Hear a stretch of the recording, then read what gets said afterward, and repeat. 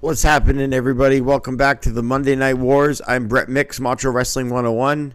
You can hit like and subscribe if you're enjoying this stuff and you're following along with the Monday Night Wars, or just hit like and subscribe because you like my channel. I follow along with Raw, SmackDown, PLE events. I stick up to date with all of that stuff. So if you want to do that, feel free. This is the 33rd week on the WCW side, May 20th, 1996. The 36th episode of Nitro, but the 33rd week they go at it. Nitro this week beat Raw, snapping on a month-and-a-half losing streak. Raw got a 2.3 to Nitro's 3.1. So through 33 weeks, Nitro has 15 wins, WWF has 16 and 2 draws. So Nitro is 15, 16, and 2 all-time against the WWF. One less win through 33 weeks of the war. This is the Nitro with the 3.1 rating that won. It was commentated by Eric Bischoff with Bobby the Brain Heenan. This is the first Nitro ever with no Steve McMichael on commentary, so just those two, but they'd be later joined by the Ric Flair later in the night. But it was just those two to kick it off for the first time ever. Usually it's the trio. This is the night after Slamboree. Then this is also the last Nitro that's just an hour or hour and a half long. This is an hour and a half special, this Nitro. But starting next week, they're going to be 2 hours from May 27th on. This is the May 20th edition. It was a special 1 hour and a half per presentation. And this is the last Nitro before Scott Hall shows up and goes, "You ready for a war? Come and get it." That Nitro is next week. So this is the last week before the whole NWO seeds get planted. So it's soon. It's coming, and I can't wait. Nitro begins with Bischoff talking about Slamboree, of course, the night before, and how they're live as live can get. They show clips of Slamboree. They say Steve McMichael is picking NFLer Kevin Green off the Panthers to take on Flair and the Horsemen at the Great American Bash. So Steve McMichael is in the back training with him. He was in the Super Bowl in early 1996 with the Panthers. I guess they would have took on the Cowboys, if I'm not mistaken. I believe that was 96 anyway. Bischoff says he was there at the Super Bowl and watched Green, but now he's got him in his company. And now let's get to the ring. Bischoff talking about being live. Monday Nitro is weekly live wrestling. Coming to you live on TNT from the Monroe Civic Center in Monroe, Louisiana for this Nitro. Again, Nitro 36, but the 33rd week they've gone at it. Fire and Ice. Ice Train and Scott Norton take on the Steiner brothers. Rick and Scott Steiner, the opening match. Scott Steiner begins in there with Ice Train, a powerful hip toss, but Ice Train drops the bomb on Scott Steiner with a belly-to-belly and a near fall. An overhead belly-to-belly as Rick comes in with Scott as they make frequent tags and double team Ice Train and Scott Norton. Norton, though, hits a belly-to-back suplex and a clothesline to Rick Steiner. Nice power moves. Scott gets tagged in and hits a belly-to-back suplex and tosses him out of the ring. Scott goes to the top rope with a double axe handle off the top to the floor. Impressive for a man of his size. And then a fall-away slam by Scott to Scott Norton, countering Scott's offense. Rick and Train tagged in both, and a double clothesline as they both drop to the canvas floor. Norton tags in and double teams with Rick with a double shoulder block, but Scott Steiner tags in and evens it out. Norton sends him to the floor.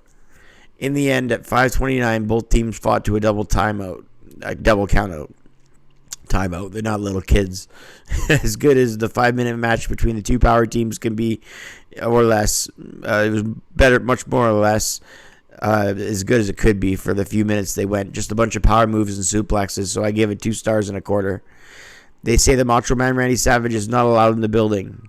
And as I say that, there's a siren going on behind me, as Macho Man is not allowed in the building. That's a nice effect.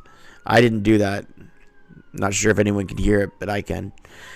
They say the Macho Man Randy Savage is not allowed in the building because of how he's been acting lately, how he is with the security guards, how he's been attacking WCW officials, etc., etc.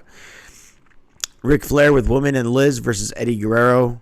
This is at least the second or third time they've met on Nitro so far in the history of Nitro. I believe they've had a couple of Saturday night meetings as well. They gave this a bunch of time as it's a 90-minute broadcast after all. Flair, this one went almost 20 minutes. Flair pushed every button of Savage's to get him over the edge. Flair and Eddie roll up in the corner of the ring with a snapmare. Eddie did a backslide pinning combo. Hammerlock, and he holds it to the mat. Eddie Guerrero off the ropes by Flair, who punches him in his shoulder. A tackle takedown. Eddie leapfrogs and hits a nice drop kick to Flair. A side headlock and then a side headlock takedown by Guerrero. Eddie Guerrero with a standing side headlock as the commercial comes, and we come back from the commercial. Eddie's still torquing it. Eddie Guerrero chops at Flair, and then he reverses and chops back into the corner. Eddie Guerrero yells, "Come on!" Flair backs him into the corner, and they tie up mid-ring. More chops back and forth, and then Guerrero hits a drop kick that sends the Nature Boy to the floor. Eddie goes to the top to try and fly a crossbody, but Flair comes back into the ring. Eddie meets him back in the ring as the fans chant for Guerrero. In the closing segments, a hard chop to Flair, who begs, plays possum, but a thumb to the eye.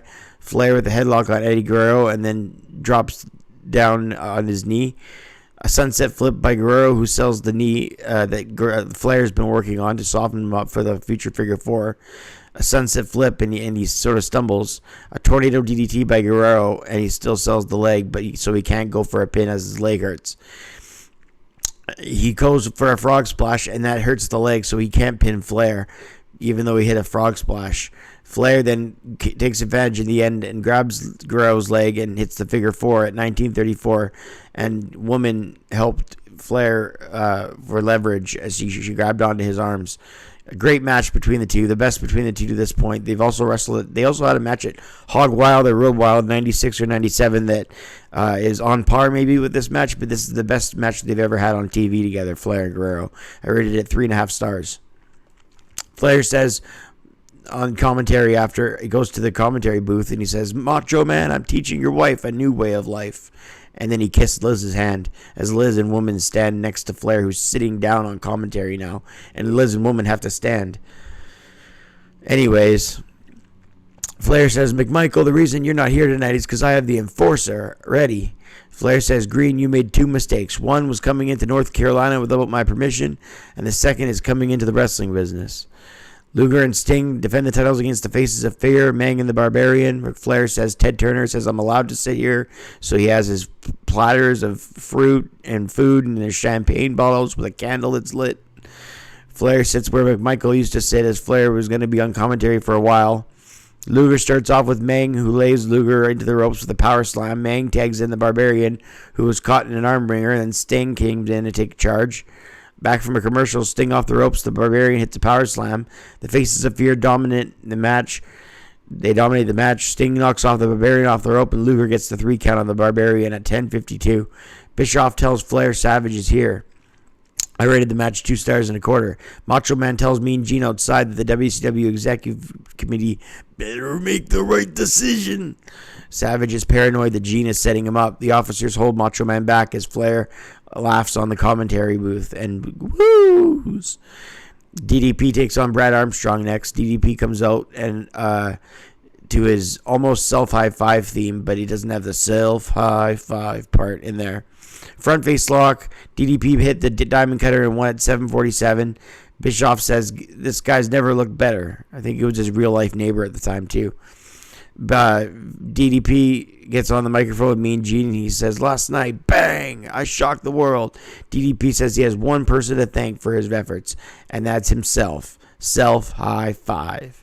And then Mean Gene lets DDP know, since he won last night with his foot on the bottom of the ring, that the WCW Executive Committee has made Luger the number 1 contender for the Giants title and not him. And DDP freaks out. And Mean Gene says, "You better not touch me again." The Giant with Jimmy Hart defends the world title against Arn Anderson, who had Kevin Sullivan with him. Flair's still on commentary, going for double A. Giant drops Arn to the mat on his kidneys. Flair says no comment, obviously because of the airplane thing where Flair has to bump his kidneys and not the back. We know that Lex will challenge the winner of the match, and in the end, at 3:38, Giant retained after a routine choke slam. Ric Flair leaves the broadcast position. I rated the match 1.25 stars. Bischoff says that Nitro next week will be 2 hours. The show ends off with Bischoff saying that, "See you next week." So this is week 33 of the Monday Night Wars. Nitro won 3.1 to 2.3, snapping that 6-week losing streak. They had lost to Raw for a month and a half. And now through 33 weeks are 15, 16, and 2. And I rated this Raw quality-wise 6 out of 10, mostly for the good Eddie Guerrero Flair match. But it was an hour and a half special, so they got a lot of quality. There was a good tag match as well. Thanks so much to everyone who's following along. Hit like and subscribe. And don't forget, Nitro is now 2 hours from this point on, and Scott Hall shows up next week. So it's going to get big. I'm Brett Mix, and I'm out. Thanks for watching, everyone.